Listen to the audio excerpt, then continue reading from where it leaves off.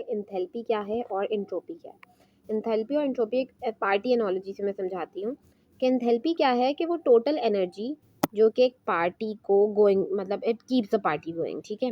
वो total energy में हमारे पास क्या लाइट्स हो जाएंगी, म्यूजिक हो जाएगी, डीजे हो जाएगा, वो पार्टी को लोग हो जाएंगे, वो मतलब the energy that keeps the party going, वो म्यूजिक भी हो सकती है, लाइट्स भी हो सकती हैं, ठीक है। एंट्रोपी हमारे पास क्या होगी, randomness, scattered people around, chaos, वो बातचीत, वो एंट्रोपी कहलाएगी, यानी बिगाड़, डिसऑर्डर इन अ सिस्टम, ठीक है, वो हमारी एंट्रोपी होगी। और ये सारी चीज़ें, ये दोनों चीज़ें ज़रूरी क्यों हैं हम सिस्टम को स्टडी करने में। अब मैं इसको एक एनालॉजी से ऐसे बताती हूँ कि हाउ मतलब how and why things happen in a system. ये दो चीज़ें ना, एंथैल्पी और एंट्रोपी को हम स्टडी सिर्फ इसलिए करते हैं कि हमें इस सिस्टम को सिस्टम के अंदर जो भी प्रोसेसेस हो रहे हैं उनको स्टडी करने में बहुत ज़्यादा मदद देती है कि कोई भी चीज़ क्यों हो रही है और कोई भी चीज़ किस वजह से हो रही है और क्या उसके अंदर हो रहा है, क्या डिसऑर्डर हुआ है जिसकी वजह से कोई चीज़ हो गई, ठीक है। उस डिसऑर्डर से फाइनल अफेक्ट क्या आ रहा है, ठीक है, या फिर उसके अंदर ऐसी क्या चीज़ें, कौन सी ऐसी एनर्जी है जो उस सिस्टम के अंदर जो भी चीज़ हो रही है वो उस सिस्टम को एग्जिस्ट करने में मदद दे रही है, ठीक है। ठीक है, अब इसको हम क्या कहते हैं, एक एनालॉजी से तो समझ लिया। अब एंट्रोपी को तुम ऐसे भी समझ सकते हो कि एंट्रोपी क्या है। आइस मेल्टिंग देखिए हम केमिकल में, देखो तो आइस की मेल्ट होना, आइस अगर मेल्ट हो रही है तो आइस को आइस बने रहने में टेम्परेचर, एक फिक्स टेम्परेचर फिक्स प्रेशर का बहुत ज़्यादा हाथ होता है, ठीक है। फ्रिज के अंदर, फ्रीजर के अंदर एक फिक्स टेम्परेचर फिक्स प्रेशर है तो आइस बने रहेगा। अब मैं वो टेम्परेचर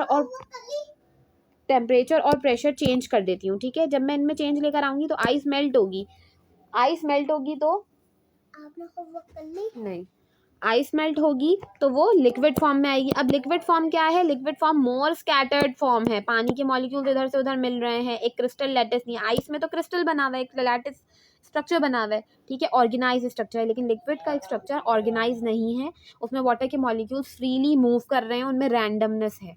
इसी तरह अगर वाटर से मैं गैस मॉलिक्यूल्स पे लेकर आऊंगी तो वो उससे भी ज़्यादा उसमें रैंडमनेस होगी, ठीक है, उसमें भी ज़्यादा केओस होगा, एंट्रोपी उससे भी ज़्यादा होगी इसमें, ठीक है। तो वो बिगाड़, ठीक है, हम इसको ऐसे समझेंगे, ठीक है। एंट्रोपी जब टेम्परेचर बढ़ रहा है तो एंट्रोपी भी बढ़ रहा है, ठीक है, मॉलिक्यूल अपनी फिक्स पोजीशन से हट गई। अब इंटरनल एनर्जी को ले लें। इंटरनल एनर्जी क्या है, इंटरनल एनर्जी के बारे में भी मैंने बात करनी थी। इंटरनल एनर्जी वो एनर्जी है जो कि टोटल एनर्जी, इसको हम म्यू से रिप्रेजेंट करते हैं, वो टोटल एनर्जी एक मॉलिक्यूल जो सिस्टम के अंदर मॉलिक्यूल्स की वजह से हो रही है, total energy that is coming from molecules, ठीक है। वो उसमें काइनेटिक एनर्जी भी है और पोटेंशियल एनर्जी भी है। तो एक सिस्टम है, मैं फिर बीकर की मिसाल लूँगी, एक बीकर इसके अंदर सोल्यूशन है, इसमें जो मॉलिक्यूल्स हैं इनके दरमियान, क्योंकि ये मूव कर रहे हैं, because of moving these molecules are moving around. अगर मैंने गैस रखा है इस बीकर के अंदर, एक क्लोज सिस्टम में गैस है सिस्टम के अंदर, तो these molecules are moving around, जिसकी वजह से क्या हो रहा है, काइनेटिक एनर्जी बन रही है, ठीक है। और फिर जब ये आपस में टकराएंगे, इंटरैक्ट करेंगे, तो इनके दरमियान कुछ इंटरैक्टिव फोर्सेस वैसे भी होंगी, तो उससे क्या बनेगी, potential energy, forces between them, ठीक है, फोर्स बिटवीन देम, जो इंटरैक्टिव फोर्सेस हैं उनसे पोटेंशियल एनर्जी। और इन दोनों एनर्जीज को मैं प्लस कर दूं तो हमारा म्यू बनेगा, टोटल एनर्जी बनेगी उस सिस्टम की जो कि मॉलिक्यूल्स की वजह से बन रही है, यानी म्यू यानी टोटल एनर्जी, इंटरनल एनर्जी बनेगी। तो ठीक है, चेंज इन म्यू, अगर मैं इसी एनर्जी के चेंज को मैं अगर डिस्कस करूँगी, वो डिपेंड किस पे करेगा, वर्क डन पे, वर्क पे और हीट पे। क्यों, क्योंकि हीट बढ़ती है, अगर हीट मैं बढ़ाऊंगी तो हीट बढ़ाने से क्या होगा, रैंडमनेस, मॉलिक्यूल्स बहुत तेजी आपस में इधर उधर हिल करेंगे, वाइब्रेट करेंगे, बहुत ज़्यादा मूव होंगे, तो हीट से भी रैंडमनेस बढ़ेगी। तो रैंडमनेस बढ़ने से क्या होगा, डायरेक्टली इन काइनेटिक एनर्जी बढ़ेगी, ठीक है। इसी तरह अगर वर्क डन में अगर मैं प्रेशर बढ़ा देती हूँ या कोई वर्क होता है या कुछ भी होता है तो उसकी वजह से भी हीट एनर्जी लगेगी, हीट एनर्जी चेंज होगी, काइनेटिक एनर्जी वगैरह में चेंजेस आएंगे, ठीक है। अब हम थोड़ा एंथैल्पी को थोड़ा मज़ीद डिस्कस कर लेते हैं कि एंथैल्पी क्या है। एंथैल्पी को हम डिनोट करते हैं H से, ठीक है। और total heat content in a system is called enthalpy. अगर प्रेशर सेम रहेगा, टेम्परेचर सेम रहेगा, तो एंथैल्पी को डिस्कस करना, डिफाइन करना बहुत आसान हो जाएगा। और एंथैल्पी डिपेंड करता है म्यू पे, एक इंटरनल एनर्जी पे एक सिस्टम की, और वर्क डन पे, वर्क डन यानी प्रेशर और वॉल्यूम। हमें पता है कि work done is equal to pressure and volume, ठीक है।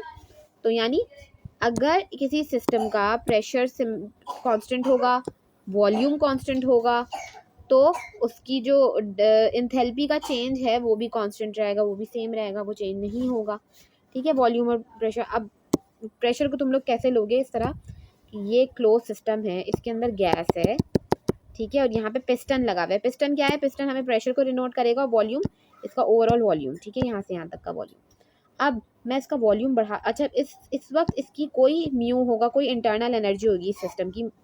अब मैं प्रेशर रिलीज करती हूँ, ठीक है, प्रेशर रिलीज करती हूँ, ठीक है, सिस्टम की प्रेशर रिलीज करने पे वॉल्यूम बढ़ा, चेंज इन वॉल्यूम, प्रेशर कम हुआ, प्रेशर कम करने होने से क्या हो, रैंडमनेस बढ़ गई, मॉलिक्यूल्स और भी तेजी से शायद मूव करने लगे, म्यू चेंज, जो भी अफेक्ट आएगा वो डेल्टा म्यू, इन दोनों का डिफरेंस म्यू1 म्यू2 का डिफरेंस क्या कहलाएगा हमारे पास, डेल्टा म्यू आ जाएगा हमारे पास। ठीक है, इन दोनों को अगर जब मैं माइनस करूंगी ना, म्यू2 माइनस म्यू1, final mu minus initial mu, तो उससे मुझे मिल जाएगा delta change in internal energy मिल जाएगी। ठीक है, इसी अब थोड़ा सा और आगे आते हैं। मैंने तुम्हें क्या कहा कि पोटेंशियल वर्क डन, और ये डिपेंड कर रही होती है हमारी एंथैल्पी, प्रेशर पे, वॉल्यूम पे, हमने उसे डिस्कस कर लिया। ठीक है, जैसे अब आइस की मेल्टिंग अगर होगी, आइस जब मेल्ट होती है तो हमारे पास किसकी वजह से हो रही होती है आइस मेल्टिंग, ये कि एक स्पॉन्टेनियस रिएक्शन है,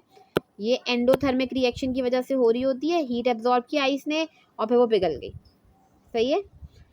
और एक्सोथर्मिक हमारे पास रिएक्शन में हमारे पास फायरवर्क्स की एग्जांपल है, फायरवर्क्स हमारे पास एक्सोथर्मिक रिएक्शन की एग्जांपल है, उसमें से बहुत ज़्यादा एनर्जी रिलीज होती है जब वो फायरवर्क्स फटते हैं। ठीक है, तो डेल्टा एच हमें क्या बता रहा है यहाँ पे, डेल्टा एच क्या बता रहा है, हीट एब्जॉर्ब हो रही है या फिर हीट रिलीज हो रही है। रिलीज कब होगी, रिलीज होगी हीट एक्सोथर्मिक रिएक्शन में, हीट रिलीज होगी, नेगेटिव में आएगी, डेल्टा एच की वैल्यू नेगेटिव में आएगी।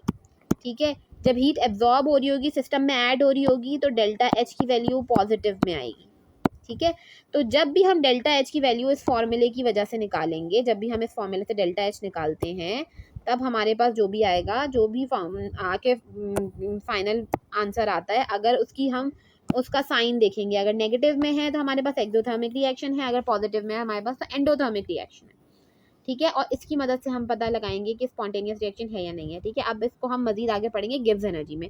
तुम लोग को एक बेसिक सा कॉन्सेप्ट आ गया कि ये क्या चीज़ है और किस तरह से हम इसे डिस्कस करते हैं। फाइनल को मैं वो कर लेती हूँ, कोशिश करती हूँ मैं इसको छोटा कर लूँ।